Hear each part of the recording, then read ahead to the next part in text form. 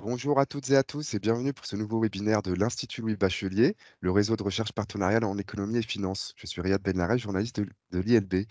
Alors aujourd'hui, nous avons le plaisir de recevoir Mireille Chiroleux-Assouline, professeure d'économie à PSE et à l'Université Paris 1 Panthéon-Sorbonne. Bonjour et merci pour votre participation à ce webinaire consacré à la présentation de votre dernier ouvrage, L'emploi et la transition énergétique, qui a été publié au mois de février aux presses de Sciences Po et réalisé sous l'égide de la chaire Sécurisation des parcours professionnels, qui est dirigée par Pierre Cahuc. Bon- Avant d'entrer bon- dans le... Bonjour Mireille. bonjour à tous. Avant d'entrer dans le vif du sujet, je laisse la parole à Pierre Cahuc pour qu'il nous dise quelques mots sur la chaire et le contexte dans lequel s'inscrit l'ouvrage L'emploi et la transition énergétique. Bonjour Pierre, c'est à Oui. vous.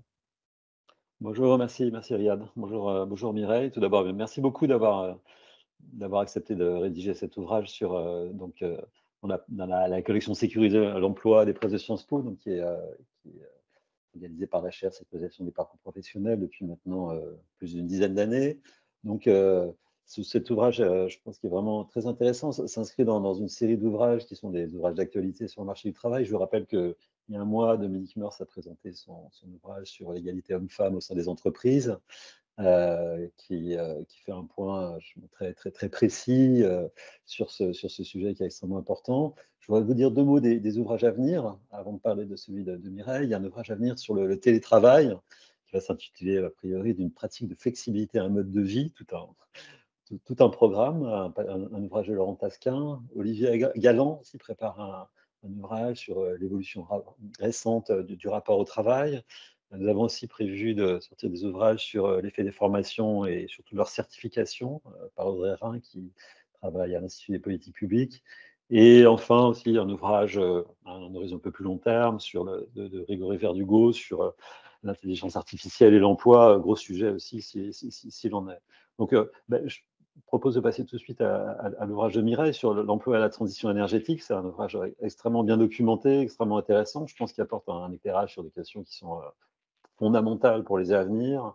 Tout d'abord, est-ce qu'on va avoir des pertes d'emplois importantes? Est-ce que ces craintes sur ce sujet sont fondées ou pas? Je pense que cet ouvrage apporte un éclairage vraiment très clair sur le sujet, bien documenté par les études disponibles, sachant qu'on est toujours en situation d'incertitude, évidemment. Mais aussi, l'ouvrage aborde aussi de manière très intéressante, je trouve, les conséquences sur les salaires, la qualité des emplois, l'évolution des qualifications, et aussi, bien entendu, les politiques qu'il est souhaitable de mobiliser pour accompagner ces changements qui sont sûrement des changements très impactants sur le marché du travail. Voilà, je ne vous en dis pas plus, je laisse Mireille présenter son ouvrage avec Riyad. En tout cas, merci beaucoup Mireille, je pense que c'est un ouvrage qui est vraiment un point très bien documenté, dont je conseille la lecture sur un sujet qui est vraiment un sujet extrêmement important à l'heure actuelle. Merci Pierre. Donc en Merci. effet, il est important de rappeler que la transition énergétique est indispensable pour limiter le réchauffement climatique, mais que cette transition aura des effets importants sur l'économie, dont le marché du travail. Donc pour y voir plus clair sur les conséquences de cette transition, nous allons démarrer tout de suite notre entretien avec Mireille Chiroleux-Assouline. Nous pourrons relayer des questions par la suite, à la fin de notre entretien, via le chat, hein. Donc, première question, Mireille, comment la réglementation environnementale peut-elle avoir des effets sur l'emploi et la compétitivité des entreprises? Le premier effet de la réglementation environnementale, c'est un effet sur les coûts des entreprises, sur les coûts de production. C'est soit un effet direct, hein, parce que la réglementation environnementale passe par une tarification du carbone ou des taxes sur différents polluants. Nous avons d'autres taxes environnementales que les taxes carbone.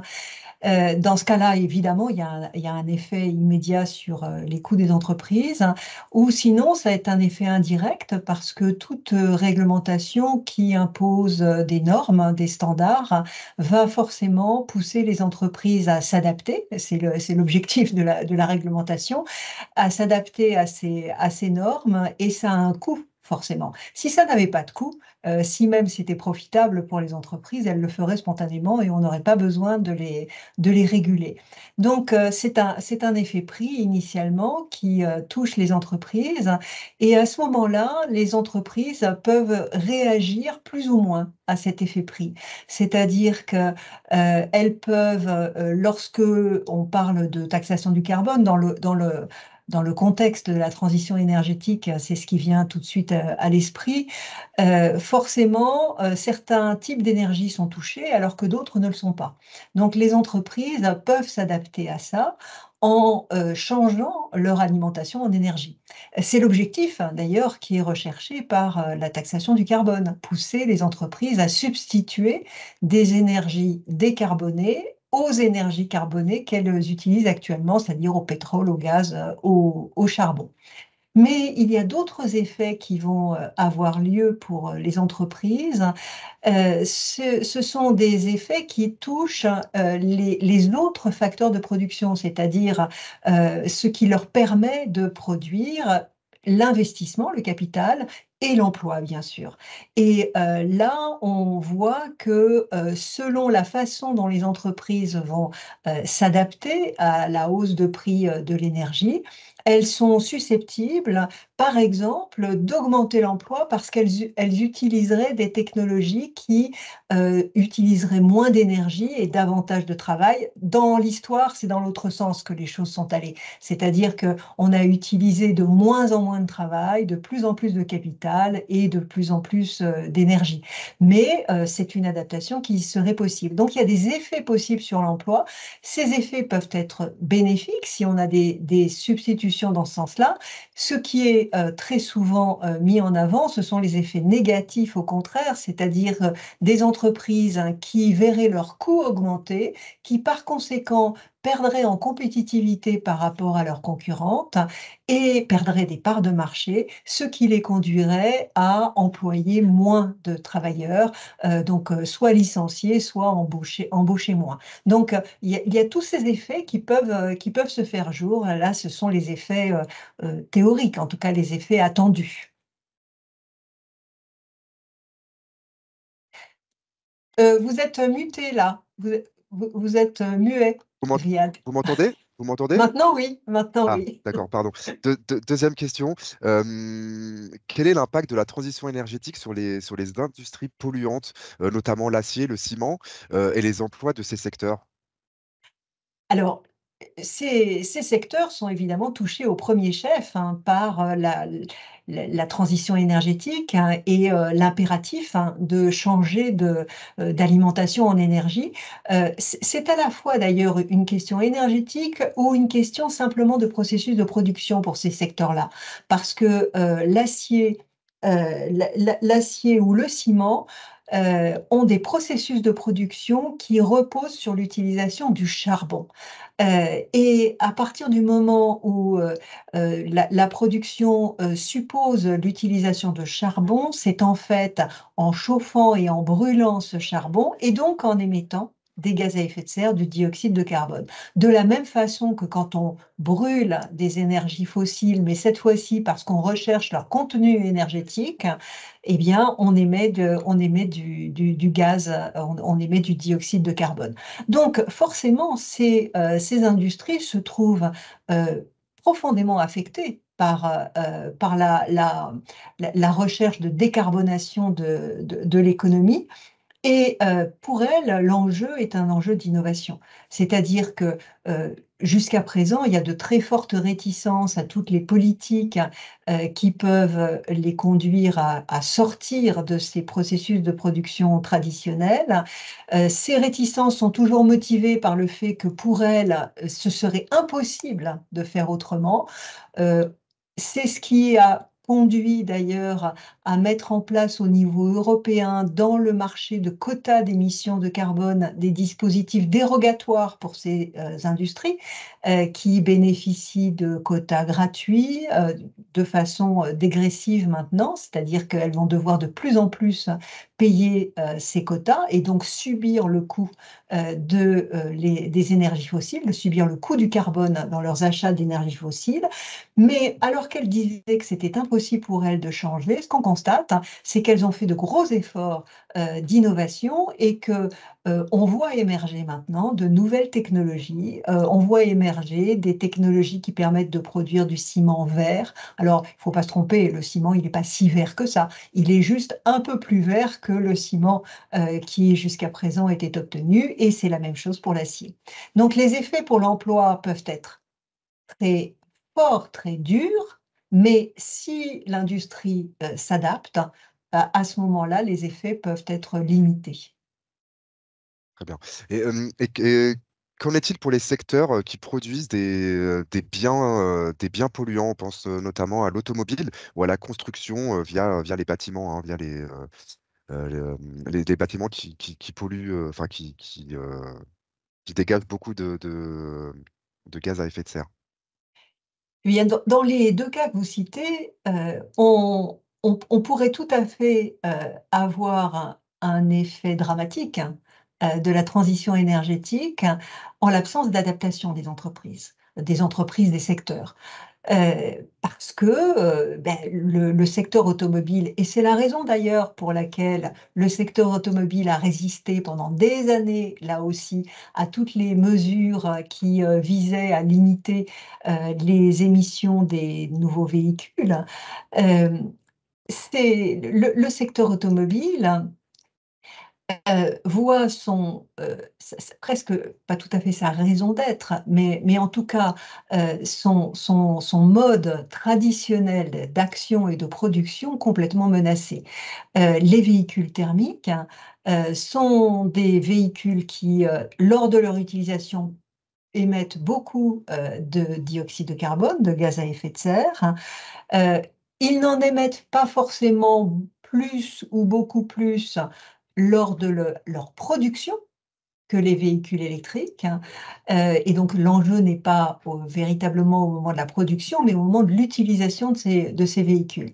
Et là, en fait, le secteur automobile a enfin entamé sa mue depuis quelques années, depuis en fait que que ces véhicules, enfin qu'il a été décidé qu'il serait impossible en Europe de vendre des véhicules thermiques neufs à partir de 2035. Et là, alors que le secteur reculait devant les efforts d'innovation à accomplir, en disant là aussi qu'il était impossible de changer, le secteur s'est mis en ordre de bataille et produit de plus en plus de véhicules automobiles. Maintenant, euh, tout va dépendre, pour ce secteur-là, tout va dépendre de la façon dont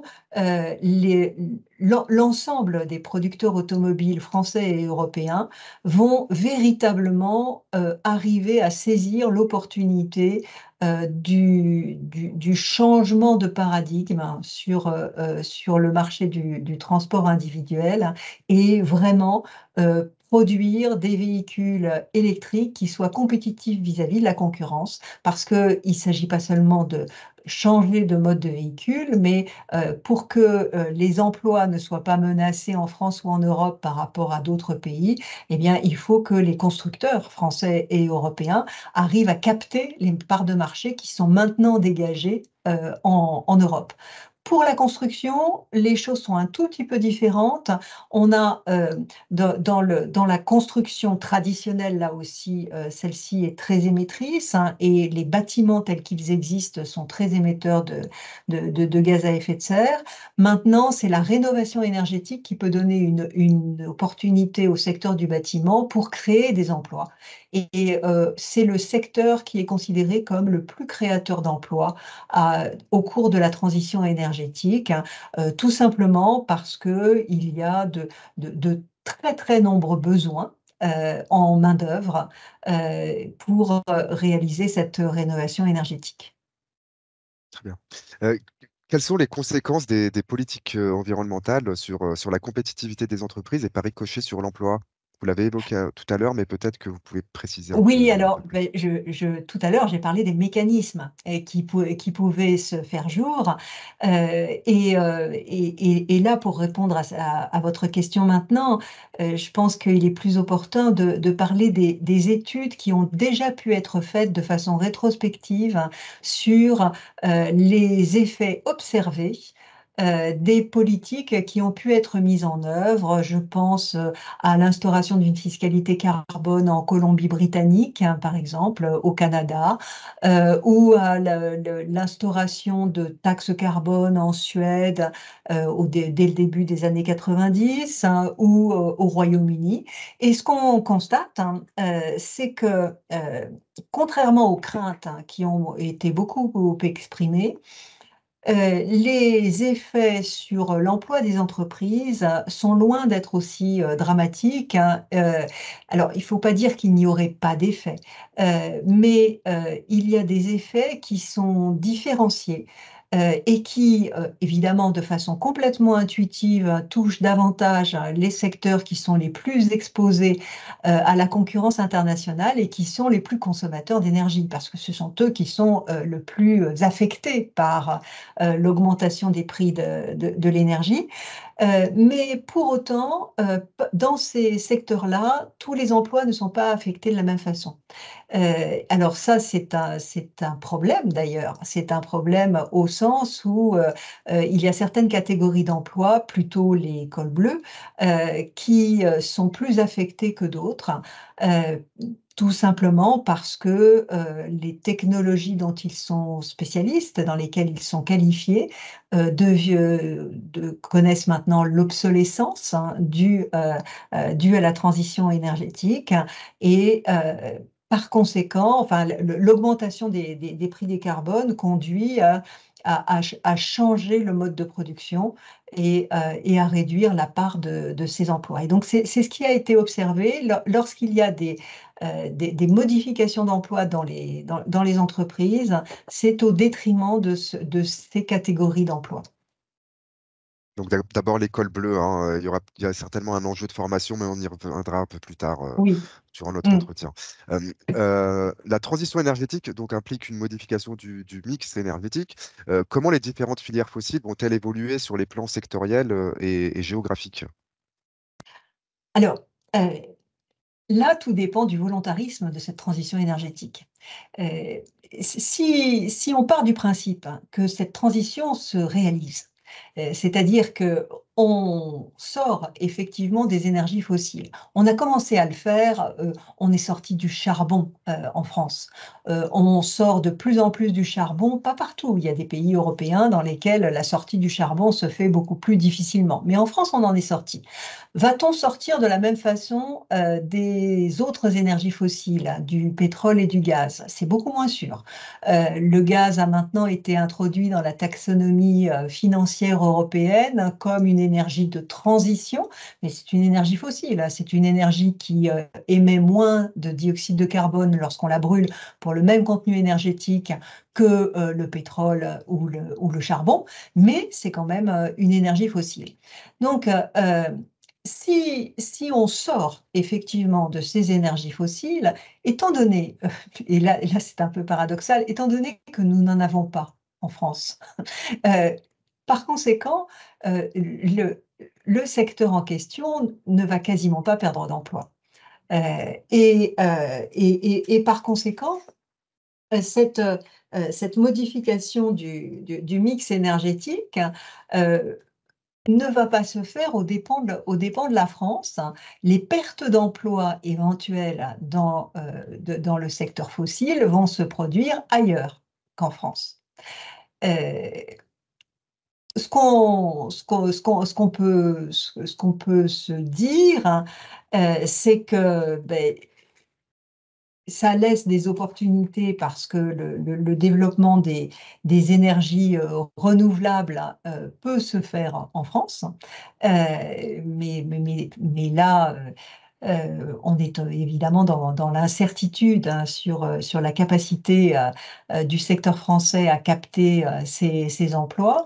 Et donc, il pourrait y avoir une répartition au bénéfice des emplois dans les énergies renouvelables en France et en Europe. Très bien. Dans votre ouvrage, vous utilisez le terme d'emploi échoué par la transition énergétique. Ça fait référence au terme d'actif échoué, hein. Que voulez-vous dire Eh bien, avec ce exactement terme ça, d'emploi? C'est des ça emplois fait qui vont référence. disparaître? que ça fait référence à la notion d'actif échoué. Alors, c'est une terminologie qui est utilisée, qui est familière des financiers, qui est utilisée lorsqu'un actif perd subitement toute sa valeur. Donc habituellement, c'est pour des actifs financiers, pour des actifs physiques aussi, des usines, enfin par exemple, si on décide, quand on a décidé de sortir du charbon, eh bien les centrales à charbon ou tous les équipements, donc enfin les centrales électriques à charbon ont perdu toute leur valeur. Maintenant, il y a des emplois qui, justement, lorsqu'ils sont spécialisés dans ce type d'activité qui est supposé disparaître avec la transition énergétique, il y a certains emplois qui peuvent devenir donc des emplois échoués, donc dans ces secteurs très particuliers. Et c'est justement la crainte que de nombreux emplois soient désormais échoués. Que ces emplois soient échoués est une caractéristique fondamentale, en fait, du secteur dans lequel ils opèrent et de la technologie dont ils sont dépendants. Le fait que ces emplois soient échoués n'est pas une caractéristique du travailleur qui les occupe. Et d'ailleurs, enfin bon, on y reviendra sans doute parce que c'est quelque chose que j'aborde vers la fin de l'ouvrage. Tout est une question de formation pour éviter que ce soit les travailleurs qui soient échoués, même si les emplois qu'ils occupent aujourd'hui sont des emplois échoués. Très bien. Et dans les filières des énergies renouvelables, on peut s'attendre et espérer un boom des emplois pour contrebalancer les éventuelles pertes dans d'autres secteurs, Alors, notamment fossiles? sans être exagérément optimiste, oui, on peut s'y attendre. On peut s'y attendre et au niveau mondial, les projections de l'Agence internationale de l'énergie sont clairement que les emplois dans les énergies renouvelables sont amenés à augmenter en nombre de façon très, très, très importante. Ça se chiffre en millions de personnes au niveau mondial. Maintenant, la question importante, c'est de savoir si on va arriver en France à conserver ces emplois sur le territoire national. Parce que euh, le développement des énergies renouvelables est très riche en emplois, tout simplement parce que dans les différentes phases de déploiement des énergies renouvelables, on a des besoins d'emploi particuliers lorsqu'il s'agit de mettre en œuvre de nouvelles infrastructures, de construire les capacités de production d'énergie à partir d'énergies renouvelables. Ces emplois-là, lorsqu'il s'agit de construction sur place, sont des emplois qui sont localisés. Lorsqu'il s'agit de mise en œuvre de certains équipements, ce ne sont pas forcément des emplois qui sont localisés. Et en particulier, bon, on l'a bien vu au début du développement du photovoltaïque, de l'énergie photovoltaïque, les panneaux photovoltaïques ont été beaucoup plus vite créés, beaucoup plus efficacement produits en Chine qu'en France. Et finalement, ce premier déploiement des énergies, enfin de l'énergie photovoltaïque n'a pas autant profité à la France que ça aurait pu l'être. Et donc, là aussi, tout est une question de volontarisme, de politique industrielle. Arrivera-t-on et fera-t-on ce qu'il faut pour développer sur le territoire national ces emplois. Je pense aussi au développement des batteries, par exemple. Là, il s'agit donc de favoriser la construction, enfin de favoriser le déploiement des véhicules électriques, enfin produire des batteries sur le territoire national, c'est un enjeu essentiel.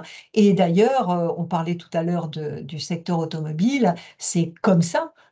Enfin, entre autres, c'est comme ça qu'on peut espérer que le secteur automobile se retrouve peut-être gagnant à la fin et en tout cas pas perdant dans la transition énergétique. Sachant qu'il faut rappeler que les batteries justement des véhicules électriques représentent la plus forte, enfin une grosse partie de la valeur ajoutée de ces véhicules, hein. Donc raison de plus pour essayer de les avoir, de localiser enfin, la production de batteries en France. Bien sûr, bien sûr. Très bien. Donc en clair, il y a un besoin, hein, de décarboner et de verdir l'économie dans son ensemble, par exemple en stimulant, l'économie circulaire, la rénovation thermique des bâtiments, vous l'avez évoqué tout à l'heure, ou des transports moins polluants. À quoi peut-on s'attendre en termes de destruction, et de création d'emplois dans ces domaines? Alors, lorsqu'il s'agit de donner des projections d'emploi, je suis toujours très, très réticente parce que tout dépend de la façon, tout dépend des hypothèses qu'on fait, tout dépend de la façon dont on imagine les substitutions. Mais on voit bien que la rénovation énergétique, hein, des bâtiments, par exemple, est une activité qui est extrêmement riche en emplois. Il est nécessaire d'avoir de la main-d'œuvre. C'est une activité, puisque j'ai beaucoup parlé de localisation des emplois, c'est une activité qui est localisée, a priori. Donc, ce sont des emplois qui auront lieu en France, enfin, qui exerceront en France. Ces emplois peuvent être occupés par des travailleurs qui actuellement ont des qualifications autres, hein. Mais là aussi, c'est évidemment un point qu'on va aborder ensuite. Les qualifications qui sont nécessaires pour travailler dans la rénovation énergétique ne sont pas forcément des qualifications extrêmement difficiles à obtenir ou qui nécessiteraient une formation initiale très différente, hein, de celle qui a pu être suivie par des travailleurs actuellement employés ailleurs dans la filière. Et donc, le bilan en emploi, la plupart, enfin tous les scénarios faits sur la transition énergétique concluent que la rénovation énergétique des bâtiments devrait être extrêmement bénéfique à l'emploi pour le bâtiment. En ce qui concerne les transports, le diagnostic est un peu plus partagé parce que tout dépend de la façon dont on arrive à déployer donc transport individuel et transport collectif d'une façon moins carbonée. La stimulation de l'économie circulaire, là aussi, dans la mesure où l'économie circulaire vise à limiter la pression sur les ressources, hein, et pas seulement l'utilisation d'énergie, et à favoriser le réemploi, la réutilisation, le recyclage. euh, Certains craignent, hein, que les emplois qui seront créés de cette façon, enfin dans ces activités-là, soient des emplois qui disparaissent, hein, dans les activités plus traditionnelles de production. C'est pas du tout obligé non plus. Et puis on peut penser par exemple que dans le textile et l'habillement, la production a lieu essentiellement hors du territoire national. Les activités de recyclage et de réemploi pourraient être relocalisées. Alors, là aussi, tout dépend de la politique qui est menée et des stratégies des entreprises aussi qui sont menées dans ce sens-là. Heu, il existe plusieurs définitions des emplois verts, mais comment peut-on les définir et sont-ils surestimés dans l'économie? Alors, les emplois verts, c'est un concept un peu flou, un peu Un peu compliqué abstrait, ouais. à définir. On dit habituellement que les emplois verts sont des emplois qui sont destinés directement à préserver ou à restaurer l'environnement. Donc, les activités de dépollution, les activités de traitement des eaux, par exemple, sont propices, hein, à l'apparition d'emplois verts. Il y a des emplois qui sont un peu moins verts, qui ne sont pas directement reliés à des activités vertes elles-mêmes, mais ce sont des emplois dont on dit qu'ils sont verdissants. C'est-à-dire qu'ils peuvent devenir verts en intégrant de nouvelles compétences environnementales. Et ce sont éventuellement des emplois qui sont occupés, alors comme les emplois verts d'ailleurs, qui peuvent être occupés dans des filières qui ne sont pas spécifiquement vertes, mais tout simplement parce qu'il y a un moment une activité verte. Par exemple, donc, puisqu'on parlait de la rénovation énergétique, quelqu'un qui travaille spécifiquement à la rénovation énergétique et à l'isolation des bâtiments va être considéré comme employant un emploi vert. Maintenant, il travaillerait enfin, à la place de son collègue sur un bâtiment traditionnel et sans se préoccuper de l'isolation thermique, son emploi ne serait plus vert. Donc, vous voyez, la frontière est difficile à tracer. La frontière est mince, en effet. Oui. Mais du coup, ces nouveaux emplois vont nécessiter des besoins en formation et en accompagnement. On l'a évoqué tout à l'heure, justement. Comment combler ces besoins? Ah ben, ça ne peut être que de façon très volontariste, hein. C'est-à-dire que ça ne peut venir que des politiques publiques, hein. Euh, Même si je pense que les entreprises elles-mêmes ont un rôle à jouer là-dedans, mais c'est par une politique d'identification des qualifications nécessaires, hein, et une politique de formation appropriée, que ces besoins peuvent être comblés. Et c'est absolument nécessaire. On voit bien que pour la rénovation énergétique des bâtiments, on a actuellement un déficit, hein, de main-d'œuvre qualifiée et disponible dans ce domaine. Ce qui freine la rénovation énergétique. Donc là, il y a un cercle vertueux à entretenir en formant à la fois des jeunes et des personnes en emploi, donc en formation continue, de façon à développer ces activités. Enfin, à développer ces compétences-là, les développer véritablement, pas juste en faisant alors ce qu'on pourrait appeler du greenwashing sur les qualifications et sur les formations, mais vraiment en permettant, par exemple, que les spécialistes de l'isolation deviennent de vrais spécialistes, hein, de la rénovation thermique. Très bien. Mais ces emplois verts diffèrent-ils des emplois standards en termes de qualité et pourront-ils être féminisés? Alors, les quelques études qui existent actuellement sur ces emplois verts montrent qu'ils ne sont pas plus féminins que les autres. Le fait que des emplois soient pas féminins ne veut pas dire qu'ils peuvent pas être féminisés.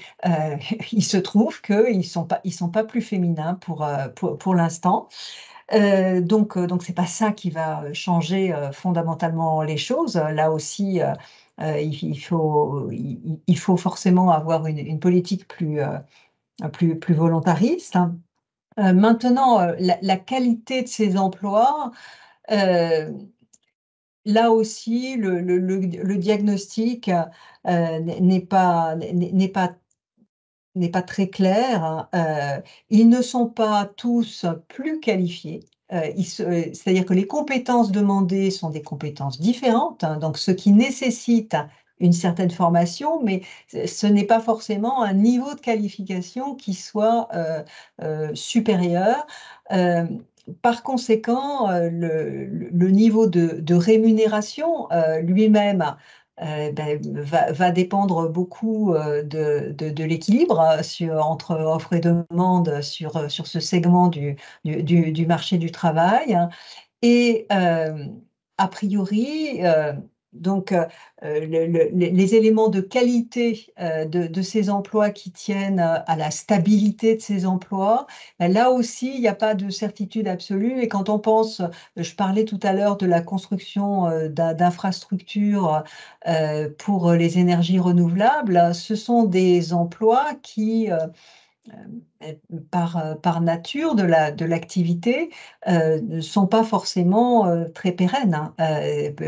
Une fois que les capacités de production auront été remplacées, enfin, il y a un boom. On s'attend toujours, enfin, toutes les projections d'emplois en ce qui concerne les énergies renouvelables prévoient toujours un boom des emplois lors de la première phase, la phase de construction des infrastructures, et ensuite, eh bien, un déclin relatif, hein, alors relatif, hein, parce que la phase d'exploitation est beaucoup moins demandeuse de travail. Très bien. Et quels sont les principaux scénarios pour la France et que nous apprennent les différentes études sur le sujet? Alors, les scénarios qui peuvent exister pour la France, en fait, il y en a des quantités. J'évoque certains de ces scénarios dans l'ouvrage.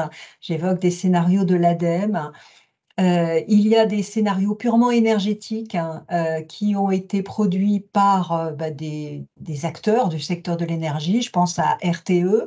Il y a des scénarios que je n'évoque pas dans l'ouvrage, mais qui sont actuellement développés par EDF, par Engie, qui ont tendance enfin, par nature, et étant donné l'intérêt de ceux qui les développent, à s'intéresser surtout aux enjeux technologiques, hein, à la façon de dépasser ces enjeux. Les projections sur l'emploi ne sont pas forcément toujours très développées. En ce qui concerne les scénarios de l'ADEME, ce sont des scénarios qui, eux, visaient à, à tout d'abord décrire des possibles. Donc, un scénario, il faut bien voir que ça n'est pas une prévision, ça n'est pas une projection. Tout d'abord, c'est un narratif, hein, autour d'hypothèses. Et sur la base de ce narratif, les conséquences de ces hypothèses sont tirées. Et ces conséquences sont tirées soit en utilisant des modèles plus ou moins gros, plus ou moins développés, pour mettre en cohérence, hein, tous les éléments de l'économie et parvenir donc à des diagnostics, hein, sur la croissance, sur le niveau de vie, des diagnostics sur l'emploi, euh, ou les conséquences sont tirées d'une façon un peu plus, comment dire, de coin de table. Donc, tout dépend de l'organisme qui fait ces scénarios. Le, le, le point important, par exemple, dans les scénarios de l'ADEME, hein, c'est qu'il prenait, donc les narratifs, hein, étaient éventuellement très différents. Et par exemple, il considérait des scénarios technosolutionnistes, c'est-à-dire des scénarios consistant à développer de nouvelles technologies sans pour autant rechercher de la sobriété énergétique, etc. Et puis, donc ça c'était l'un des extrêmes, il y a 4 scénarios en tout, mais et l'autre extrême, hein, c'est le scénario qui est le scénario de la suffisance, de la sobriété, suffisance au sens cela me suffit, enfin le niveau de consommation est ce qui suffit à satisfaire les besoins, que certains appelleraient un scénario de décroissance, mais en fait, hein, dans ce scénario, l'ADEME considère que ça ne provoquerait pas de baisse de la croissance, si ce n'est à très court terme, qu'à l'horizon de la transition énergétique, ce ne serait pas forcément nuisible à la croissance. Et donc, après, en fonction des narratifs, eh bien, les projections d'emploi sont plus ou moins optimistes. Euh, le- les avis convergent plus ou moins sur des projections d'emploi qui pourraient être positives sur le long terme. Maintenant, le long terme, ça n'est que l'un des éléments de l'analyse. Et c'est un point extrêmement important sur lequel j'insiste un peu dans l'ouvrage, parce que si je fais la comparaison avec tout ce qui a pu être dit sur les bienfaits du libre-échange, par exemple. Le libre-échange a toujours été promu comme une façon d'obtenir des bénéfices mutuels dans l'échange pour tous les pays qui pratiquent ce libre-échange.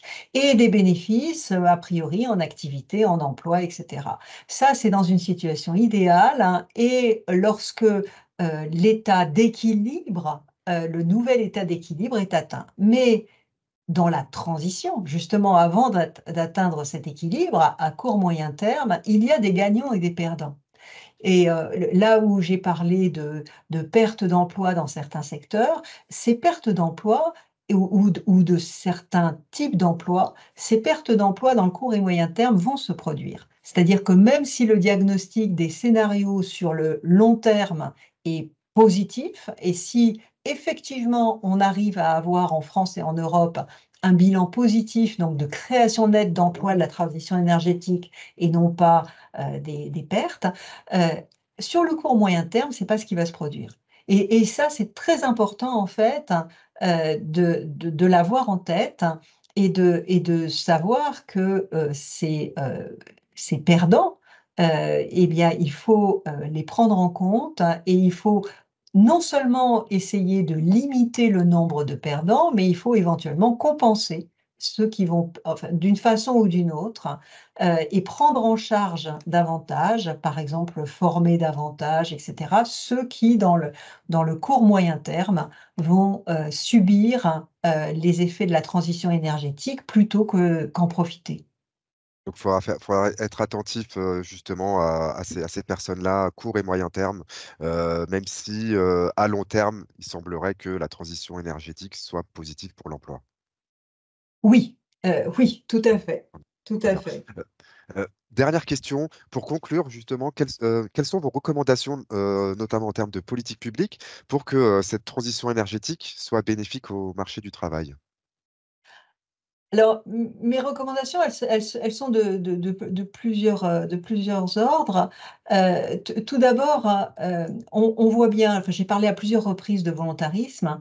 On voit bien qu'il y a un rôle pour la politique publique, hein, extrêmement important, à la fois la politique industrielle, pour promouvoir certains secteurs, pour soutenir certains secteurs, donc soutenir l'innovation et soutenir la production dans de nouvelles entreprises. Cette politique industrielle, il faut également qu'elle soit différenciée géographiquement parce que c'est un point dont j'ai pas beaucoup parlé, mais même dans les territoires français, dans les régions françaises, il y a des zones bien, qui sont actuellement plus spécialisées dans des activités qui vont perdre davantage d'emplois à court terme. Je pense au secteur automobile traditionnel.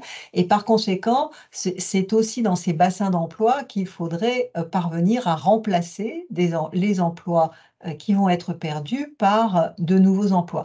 Mais il faut aussi, bien sûr, que ceux qui vont perdre leurs emplois soient formés, c'est-à-dire que ce soit bien ceux qui, enfin, que ce soit en priorité ceux qui vont perdre leurs emplois, qui soient formés de façon à pouvoir occuper les nouveaux emplois. Et là, je pense que ça n'est pas seulement du ressort de la politique publique. J'estime que c'est également du ressort des entreprises, et en particulier les grandes entreprises. Et là aussi, le secteur automobile est particulièrement emblématique parce que c'est un secteur qui repose sur une chaîne de sous-traitants à plusieurs niveaux, dont beaucoup de sous-traitants en France qui craignent beaucoup pour leur emploi, tous ceux qui fabriquent les moteurs, par exemple thermiques, ou ceux qui fabriquent aussi les boîtes de vitesse, parce que ces éléments-là des véhicules soit vont être radicalement modifiés, soit n'existeront plus. Et par conséquent, c'est aux donneurs d'ordre d'aider également, enfin c'est de la responsabilité sociale, sociétale des donneurs d'ordre de soutenir leurs sous-traitants et de soutenir leurs propres salariés et les salariés des sous-traitants afin que ceux-ci ne soient pas perdants à cette transition énergétique. Très bien, donc à la fois des politiques publiques et aussi le rôle des entreprises qui doivent Absolument. s'assurer d'accompagner, de former certaines personnes tout le long de la chaîne de valeur de leur industrie. Merci beaucoup Mireille pour tous ces éléments de réponse. Avant de prendre des questions du chat, on va, on va donner la parole à Pierre Cahuc pour qu'il réagisse à la présentation. Merci, bon, merci Mireille. Bon, on est rassuré d'une certaine manière. On sait que le changement va être progressif et finalement, il n'y a pas de gros sujets d'inquiétude sur l'emploi, sachant qu'effectivement, il va y avoir des relocalisations.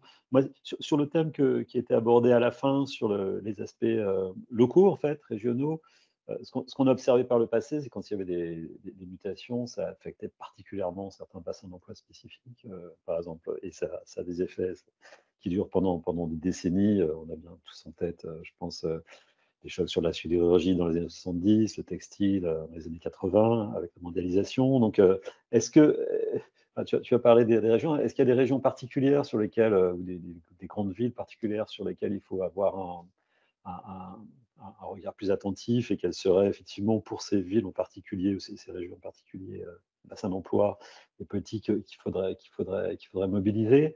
Et ça pose la question aussi, je trouve, des parties prenantes qui devraient, sur quelles parties prenantes il faut s'appuyer pour accompagner ces transitions. On a parlé de l'État au sens large, mais finalement, si on réfléchit un peu plus, on peut se poser la question de savoir quel est le rôle des partenaires sociaux, quel est le rôle des collectivités locales, quel est le rôle de l'État, enfin, de l'État au niveau plus centralisé, sur quel type disons, de parties prenantes faut-il s'appuyer en priorité pour traiter l'ensemble des problèmes, comment les coordonner. Je trouve que c'est des sujets qui sont enfin un peu généraux, mais qui ici sont particulièrement importants. Il y a aussi une autre question sur l'idée selon laquelle justement, quand on pense aux parties prenantes, le rôle des entreprises. Bon, certes, c'est important que les entreprises, évidemment, accompagnent salariés, mais là, on peut penser tout de suite au fait que ça peut avoir des effets pervers, que les entreprises, du coup, peuvent délocaliser, c'est-à-dire externaliser le coût de la transition à l'étranger. Du coup, effectivement, au niveau global, on perd l'efficacité de cette politique. Donc, comment penser la gestion de ce type d'arbitrage dans le cadre de tes recommandations? Voilà, en tout cas, merci beaucoup. Je trouve que ça donne un éclairage très complet, très large sur les effets de la transition énergétique. Merci beaucoup. Je vais peut-être répondre rapidement. Alors, les effets régionaux, c'est vrai que c'est justement pour éviter ce qu'on a pu observer au moment de la désindustrialisation de la France, qu'il faudrait absolument mettre en place des mécanismes pour limiter les coûts dans certaines régions. Lesquelles vont être les plus touchées? Alors, on voit bien que, en ce qui concerne l'automobile, c'est sans doute le Nord, enfin les Hauts-de-France d'ailleurs, et c'est bien pour ça que des plans batteries ont été mis en place et certaines créations d'entreprises ont eu lieu dans cette région. Il y a également l'Est de la France, enfin autour de Belfort, il y a un secteur, là il y a un secteur automobile développé.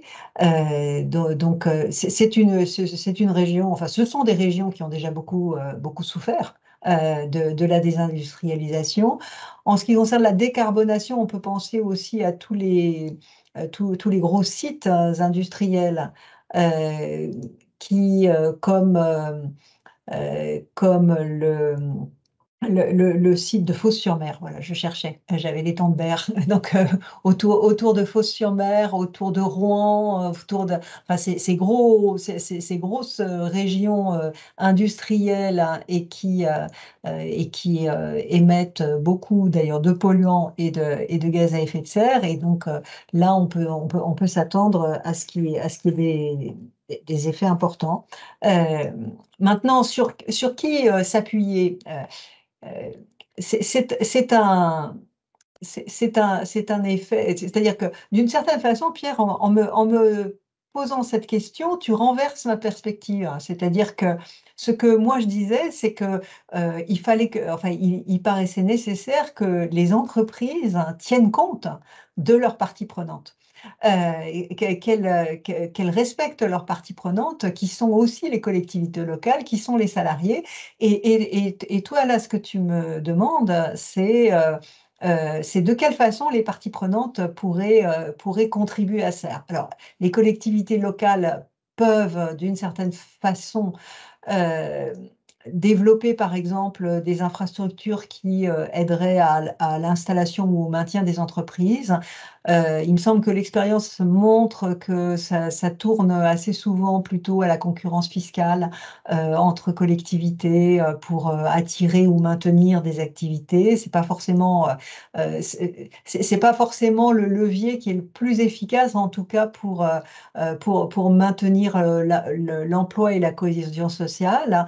Maintenant, il peut y avoir, les collectivités locales, les régions ont des prérogatives en termes d'enseignement, en termes de soutien de l'enseignement. Ça peut être aussi le moment de les développer davantage.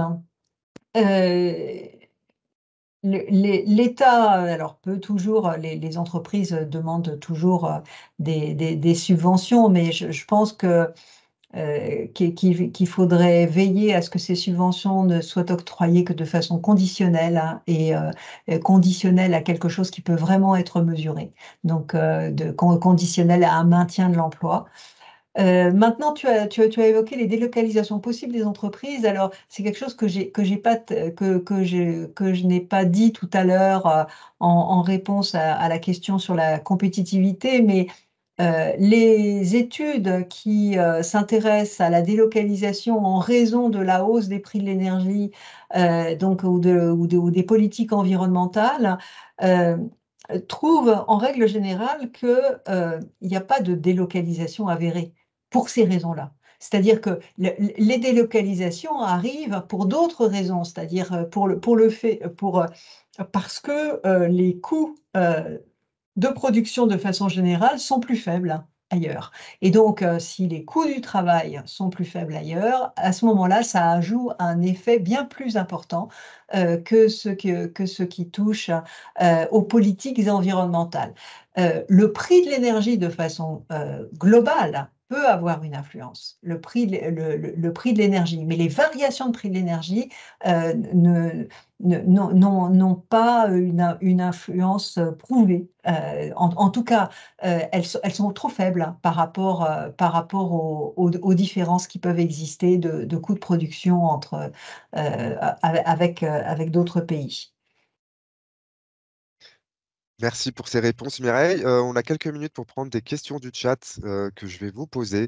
Alors, première question, faut-il ralentir ou accélérer les réglementations et contraintes sur les entreprises au regard des questions d'emploi?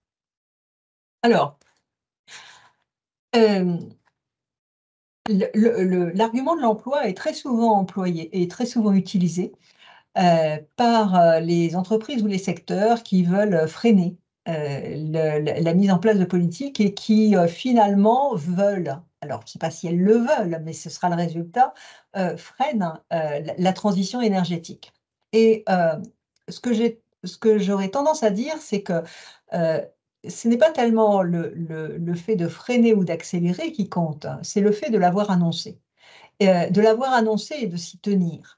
Parce que à partir du moment où les entreprises savent que certains produits ne pourront plus être écoulés sur le marché, qu'il faut donc les remplacer, euh, ces entreprises se mettent à développer de nouveaux produits, à chercher de nouvelles technologies. Et c'est quelque chose qui a été observé. Donc, moi, j'aurais tendance à dire qu'il faut accélérer parce que cette transition énergétique est indispensable et on n'est pas du tout sur la trajectoire nécessaire actuellement. Donc, il faut accélérer, mais il faut le faire de façon cohérente, c'est-à-dire qu'il ne faut pas revenir en arrière après avoir dit qu'on va accélérer et il faut soutenir l'innovation et l'adaptation des entreprises à cette accélération. Une autre question, avez-vous un avis sur les travaux du plan de transformation de l'économie française mené par le Shift Project? Euh, alors, mon avis est relativement peu informé parce que j'ai pas regardé récemment. Ce sont des travaux qui, comme beaucoup d'autres, ont le mérite d'exister et de poser un certain nombre de questions. Maintenant, je suis pas sûre de partager toujours tous les diagnostics qui sont faits sur la façon dont on devrait réaliser la transition énergétique et en particulier les diagnostics qui sont faits euh, sur la préférence à donner à certains types d'énergie plutôt que d'autres. Voilà. Mais Très bien. c'est un peu, c'est un peu à côté de notre sujet de l'emploi. Euh, Quel devrait être le rôle des acteurs de l'emploi, comme France Travail?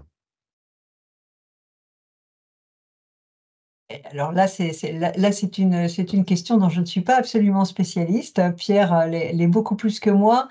Euh, il me semble que le rôle de France Travail est fondamentalement d'accompagner les mutations du marché du travail et d'accompagner les personnes qui sont en recherche d'emploi ou qui sont en conversion professionnelle. Les diriger vers les formations appropriées, ça me paraît un élément essentiel hein, de cet accompagnement. Très bien. On a encore deux questions à relayer.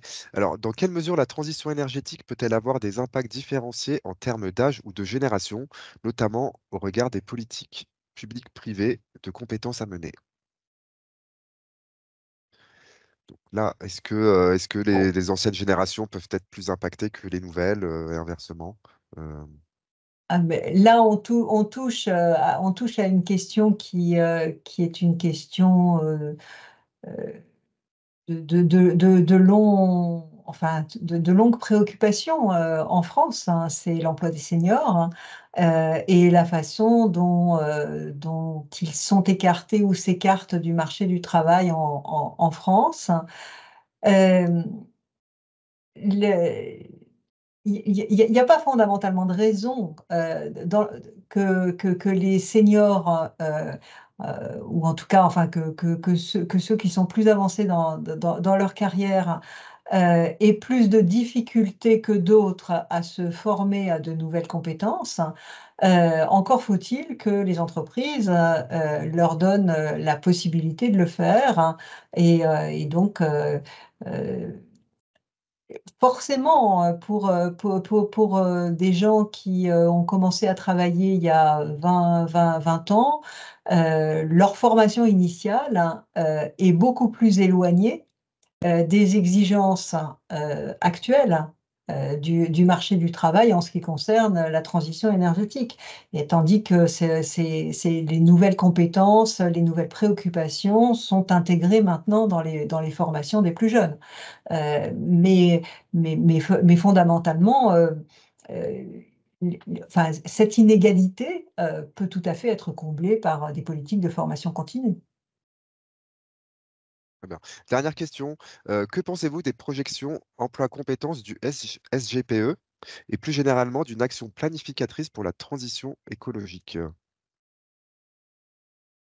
Je pense que c'est plutôt une bonne idée que de s'efforcer de planifier.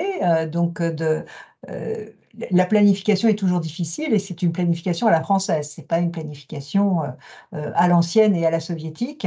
Autrement dit, c'est une planification qui consiste à essayer de prévoir ce qui peut se passer dans différents secteurs et pour différentes catégories d'activités ou de travailleurs et c'est essayer de donner des impulsions là où elles sont nécessaires, hein, des coups d'accélérateur là où c'est nécessaire et d'accompagner un peu partout.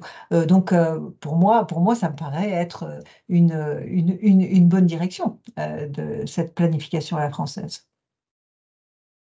Merci beaucoup, Mireille, pour toutes ces explications. Donc, je rappelle la sortie et la publication de votre ouvrage très instructif, L'emploi et la transition énergétique aux presses de Sciences Po. Je rappelle aussi que le replay de ce webinaire sera disponible dans quelques temps sur le site de l'Institut Louis Bachelier. Merci beaucoup, en tout cas, Mireille et Pierre, pour avoir réagi et avoir participé également à cet événement. C'est moi qui vous remercie, d'abord de m'avoir donné l'opportunité de publier cet ouvrage et de le présenter aujourd'hui. Merci beaucoup. Au revoir, à bientôt. Au revoir.